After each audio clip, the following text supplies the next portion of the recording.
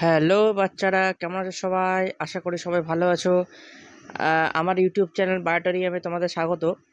আজকের একটা গুরুত্বপূর্ণ নোটিশ নিয়েছি তোমাদের জন্য, যেটা হচ্ছে ভেরিফিকেশন।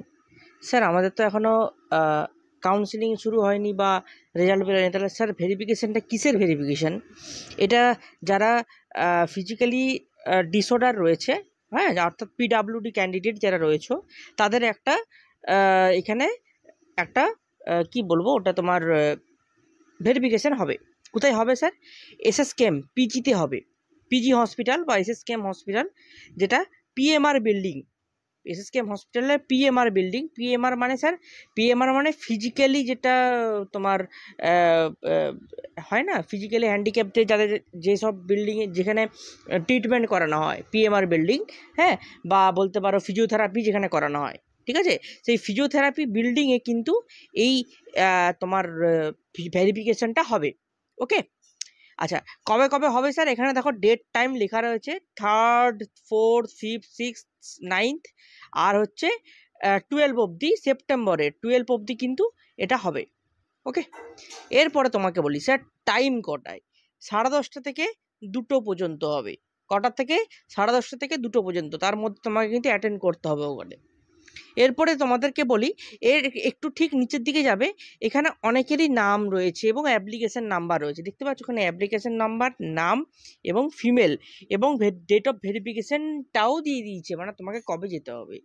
তো এটা তোমরা দেখে নিবে যে কবে তোমাদেরকে যেতে হবে। এই লিস্টটা স্যার কোথায় পাবো? এই লিস্টটা ডেসক্রিপশন বক্সে, তুমি আমার গ্রুপ আছে, গ্রুপে পেয়ে যাবে, বা ডেসক্রিপশন বক্সে আমি এই পিডিএফটা দিয়ে দেবো, ঠিক আছে? তোমরা ওখান থেকেও কালেক্ট করতে পারো, বা গ্রুপে জয়েন হলে সেখান থেকেও তুমি নিতে পারবে।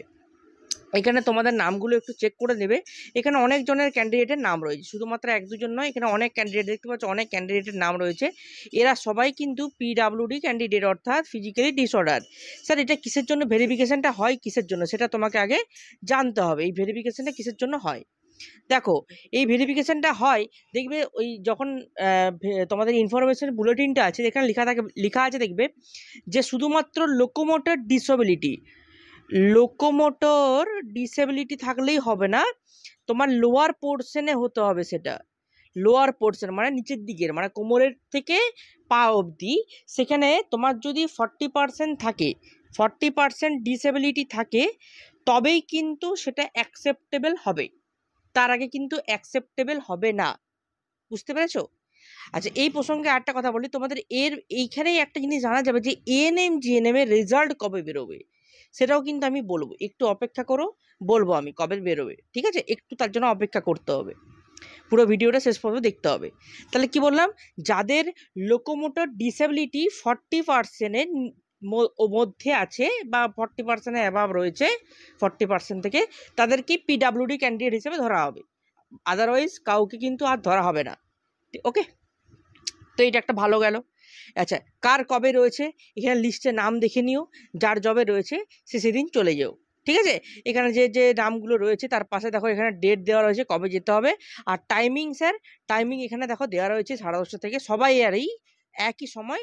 কখন স্যার? 10:30 থেকে 2টো পর্যন্ত। 10:30 থেকে 2টো পর্যন্ত, যার যেদিনের টাইম রয়েছে সে সেদিন চলে যাবে, পৌঁছে যাবে, ঠিক আছে?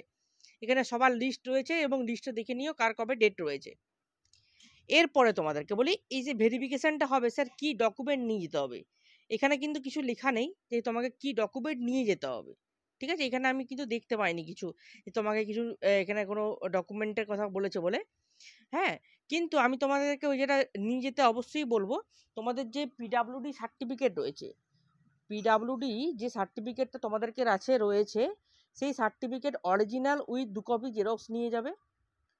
তার সঙ্গে অ্যাপ্লিকেশন ফর্মটা নিয়ে যাবে, অ্যাপ্লিকেশন ফর্ম আর অ্যাডমিট কার্ডটা, এই জিনিসগুলো কিন্তু নিয়ে যাবে, ঠিক আছে? তাহলে অ্যাডমিট কার্ডটা নেবে, অ্যাডমিট কার্ড, অ্যাপ্লিকেশন ফর্ম, আর তোমাদের যে লোকোমোটর ডিসেবিলিটির যে একটা সার্টিফিকেট রয়েছে, যেমন ওবিসি ক্যান্ডিডেটের যেমন সার্টিফিকেট থাকে, তোমাদের একটা সার্টিফিকেট রয়েছে, সেই সার্টিফিকেটটা অবশ্যই নিয়ে যাবে। এবং যতগুলো যা যা নিবে, এই তিনটে যেটা বললাম, তিনটেরই কিন্তু অবশ্যই জেরক্স উইথ অরিজিনাল, 2 কপি করে জেরক্স নেবে, সঙ্গে অরিজিনালটা নিয়ে যাবে, ঠিক আছে? ভেরিফিকেশন করতে গেলে এটা লাগবে। এরপরে বলি, এই ভেরিফিকেশনটা আগে কেন হচ্ছে? তোমাদের র্যাঙ্ক প্রকাশের আগে এই ভেরিফিকেশনটা হয়েছে, কারণ যাদের এই পিডাব্লিউডি ভেরিফিকেশনটা সাকসেসফুল হবে তাদেরই একমাত্র র্যাঙ্কে পিডাব্লিউডি ক্যাটাগরি শো হবে, আদারওয়াইজ সে কোনোভাবে পিডাব্লিউডি ক্যাটাগরি শো করবে না।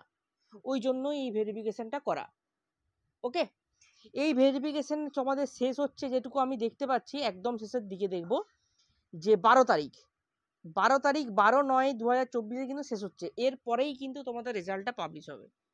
এবার হয়তো অনেকেই বলবে স্যার এটার সঙ্গে রেজাল্টের কি সম্পর্ক রয়েছে, আগে তো স্যার এটা হতো না, আগে তো স্যার অলরেডি যারা মানে মানে র্যাঙ্ক আসতো তারপরে স্যার ভেরিফিকেশনটা হতো। অবশ্যই আগে এইটা হতো ঠিকই, তা আগে একটা অসুবিধা ছিল। অসুবিধাটা হচ্ছে তুমি ভেরিফিকেশনটা কখন হতো বলো তো, তুমি যখন একটা কলেজ পেয়েছো তারপরেই ভেরিফিকেশনটা হতো। তাহলে তখন তোমার প্রবলেমটা কি হতো, তোমার তখন একটা কলেজ পেয়েছো, তুমি কিন্তু হাতছাড়া হয়ে গেল কলেজটা, তাহলে তোমার কি, তোমার কিছু লাভ হলো, ক্ষতি হলো? তোমার একটা কলেজ পেয়েও তোমাকে হাতছাড়া করতে হলো। সেই জন্য যেটা ডাব্লিউবিজেই বোর্ড খুব ভালো প্রসিডিওর নিয়েছে, যেটা এবছর মানে আগে এবছর থেকে পিডাব্লিউ ভেরিফিকেশনটা আগে হবে, তারপরে 12 তারিখের পরে পিডাব্লিউ ভেরিফিকেশনটা কমপ্লিট হলে তার কিছুদিনের মাথায় গিয়ে তোমার কিন্তু রেজাল্ট পাবলিশ করবে। তাও ধরে রাখো তুমি মোটামুটি রেজাল্ট পাবলিশ হতে হতে মোটামুটি ধরো 20 তারিখ, আমি অ্যাপ্রক্স বলছি, অ্যাপ্রক্স 20 তারিখ, ঠিক আছে? বাট অ্যাপ্রক্স 20 তারিখ হলেও তার ঠিক 5-6 দিনের বা 7-8 দিনের মাথায় আশা করি এবছর মানে এ মাস সপ্তাহের শেষের দিকে কিন্তু কাউন্সিলিংও শুরু হয়ে যেতে পারে, এটা আমার অনুমান বলছে। ঠিক আছে, তো এটা কিন্তু একদমই এটা ভেবো না যে স্যার এর আগে কিন্তু তোমাদের র্যাঙ্ক কার্ড বেরোবে, র্যাঙ্ক কার্ড বেরোবে না। তার জেন পাসের ক্ষেত্রেও এটা হয়নি। কেন হয়নি তার কারণটা তোমাদেরকে অবশ্যই বলে দিলাম। এটা আগে হয়েছিল, আগের যে সিস্টেমটা ছিল কতটা সিস্টেমটা ভালো ছিল না, এবছর যে সিস্টেমটা হলো সেটা কিন্তু খুব ভালো সিস্টেম হয়েছে। অতএব তোমরা কিন্তু এই সিস্টেমের সঙ্গে এগ্রি, এবং আমি জানি, এবং এই সিস্টেমটাকে সহমত করো, একটু অপেক্ষা করো। জানি অধৈর্য হচ্ছ কবে রেজাল্ট বেরোবে বা ফাইনাল অ্যান্সার কি বেরোবে, এর মাঝখানে কিন্তু তোমাদের ফাইনাল অ্যান্সার কিটে বেরিয়ে যাবে, এটা কিন্তু ওয়েট করো। ফাইনাল যে অ্যান্সার কিটে কিন্তু আর কয়েকদিনের মধ্যেই, হয়তো আজকে না হলেও কাল পরশুর মধ্যে আশা করি বেরিয়ে যাবে ফাইনাল অ্যান্সার কিটা। ঠিক আছে, তার কয়েকদিনের মধ্যে অর্থাৎ 20 তারিখের পরে তুই আশা করি ধরো তোমার রেজাল্ট পাবলিশ হবে, কারণ পিডাব্লিউ র্যাঙ্কটা আসার পরেই কিন্তু রেজাল্টটা পাবলিশ করবে যে হ্যাঁ যারা যারা সিলেক্টেড হয়েছো তারাই একমাত্র কিন্তু তোমার ওই পিডাব্লিউ র্যাঙ্কটা আসবে।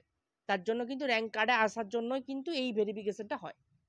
ঠিক আছে, তো যাই হোক ভিডিওটা আজকে এই পর্যন্তই ছিল, কেমন লাগলো অবশ্যই জানাবে, আর ভালো লাগলে অবশ্যই একটা লাইক শেয়ার সাবস্ক্রাইব করে দেবে। আর যারা চাইছো 2025-এর জন্য ভর্তি হতে তারা অবশ্যই কিন্তু আমার নিচে ডেসক্রিপশনে যে বায়োটোরিয়াম ক্লাসটা অবশ্যই জয়েন করে যাবে, বা আমার ডিরেক্ট একটা হোয়াটসঅ্যাপ লিঙ্ক দিচ্ছি, সেখানেও আমাকে বলতে পারো যে স্যার আমি 2025-এর জন্য আমি জয়েন হতে চাই।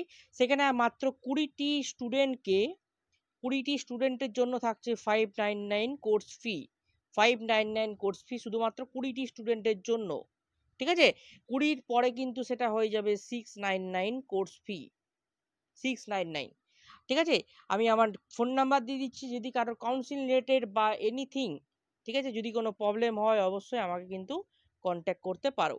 ঠিক আছে, 9064476305 এই নাম্বারটা দিয়ে দিলাম, বা এই হোয়াটসঅ্যাপে, এটাও আমার হোয়াটসঅ্যাপ রয়েছে, চাইলে হোয়াটসঅ্যাপে কন্ট্যাক্ট করতে পারো। ঠিক আছে, আজকে এই পর্যন্তই, আবার দেখা হবে নতুন একটা ভিডিও নিয়ে। টাটা।